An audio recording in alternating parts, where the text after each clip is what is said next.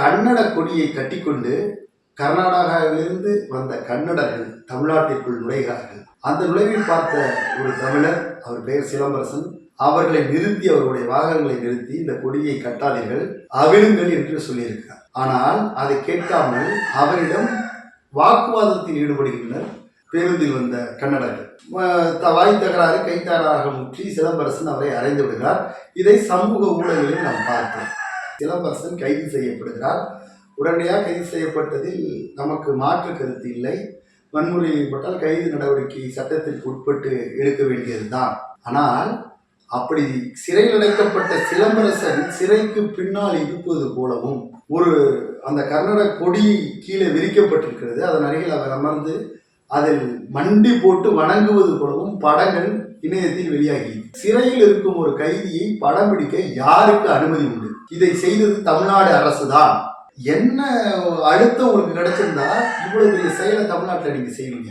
சட்டத்திற்கு உட்பட்டு சிலம்பரசனை சட்ட நடவடிக்கை உட்படுத்துவது என்பது யாரிடம் அடிபடுவதற்காக இந்த செயலை தமிழ்நாடு அரசு செய்தது. தமிழ்நாடு அரசு பேருந்துகளில் தமிழ்நாடு என்று எழுதுவதற்கு அழித்துவிட்டு அரசு போக்குவரத்து கழகம் என்ற தமிழ்நாடு அழிப்பு வேலை செய்கின்ற தமிழ்நாடு அரசு சினம் கொள்ளாம கன்னடர்கள் இருக்க வேண்டும் என்பதற்காக இந்த செயலில் இப்படி ஈடுபட்டு 1992 கலவரம் நடக்குது.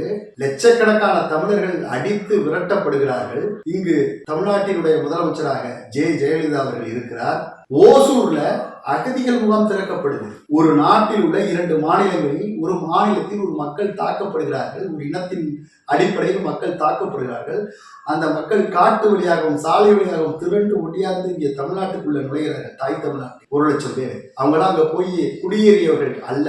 எல்லை பிரிக்கும் பொழுது தவறுதலாக பெங்களூர் கர்நாடகாவுடன் சேர்க்கப்பட்டது. இன்னைக்கு வரைக்கும் பெங்களூர் தமிழர்களுடைய நகரமாக தான் இருந்திருக்கணும்.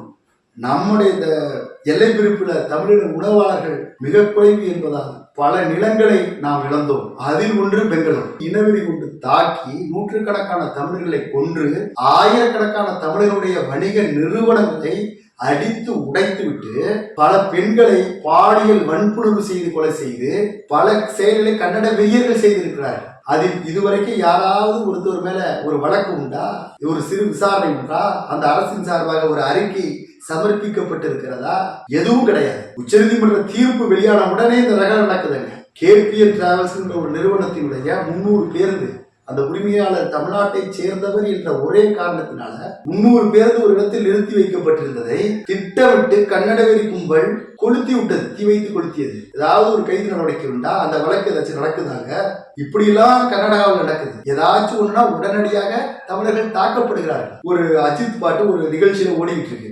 அங்கு வந்த கன்னட வெறியர்கள் அந்த ஒளிபெருக்கியை கீழே தள்ளிவிட்டு கலவரத்தில் கூட தமிழ் பாட்டு இங்கு பெங்களூரில் ஒழிக்க கூடாது என்று வன்முறையில் ஈடுபட்டனர். சாதாரண நேரங்களிலேயே தமிழ் பெயர் பலகை இங்கு வைக்கக்கூடாது, தமிழர் கடைகளில் தமிழ் பெயர் பலகை வைக்கக்கூடாது, உடைப்பார்கள், அடித்து உடைப்பார்கள். இது சாதாரணமாக நடந்து கொண்டிருக்கிறது. அப்படி அவர்கள் செய்யும் அந்த வன்முறை சம்பவங்களுக்கெல்லாம் இவர்கள் இங்கு தமிழ்நாட்டிற்கு வந்ததாக எடுத்து கூறப்படும் அந்த கொடியை கட்டி கொண்டுதான் அந்த வன்முறை சம்பவங்களில் ஈடுபடுவார்கள். எந்த கட்சி வேணாலும் அவங்க சார்ந்தவங்களா இருக்கலாம். இந்த கன்னட கொடியை கட்டிட்டு தான் அந்த வன்முறையில் ஈடுபடுவாங்க.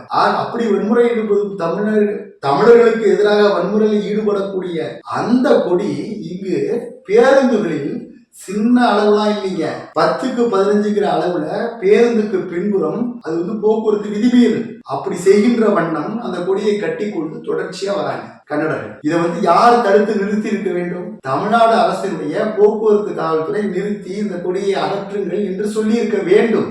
அதை செய்யாத தமிழ்நாடு போக்குவரத்து காவல்துறை அதை செய்ய சொன்ன, சட்டப்படி நடந்து கொள்ளுங்கள் என்று செய்ய சொன்ன சிலம்பரசன் வாக்குவாதத்தில் ஈடுபடுகிறார். அதை கேட்க மறுத்த கன்னடர்களை அவர் தாக்குகிறார். உடனடியாக அவர் மீது வழக்கு பாய்கிறது. அவரை மண்டியிட செய்கிறது. இந்த சம்பவங்களை தமிழர்களாகிய நாம் உற்று நோக்க வேண்டும். நாம் யார் பக்கம் இருக்க வேண்டும்? சிலம்பரசன் பக்கம் தான் இருக்க வேண்டும். சட்டத்தை தான் அவர் நடைமுறை செய்ய சொல்கிறார். அதை விடுத்து அவரை சிறையில் அடைத்து அவர் மண்டியிட்டு வணங்குவ படங்களை இணையத்தில் பகிர்ந்து வருகிறது தமிழ்நாடு அரசு. தமிழருக்கு எதிரான ஒரு ஆட்சி தமிழ்நாட்டில் நடந்து கொண்டிருக்கிறது என்பதை தமிழர்களாகிய நாம் புரிந்து கொள்ள வேண்டும்.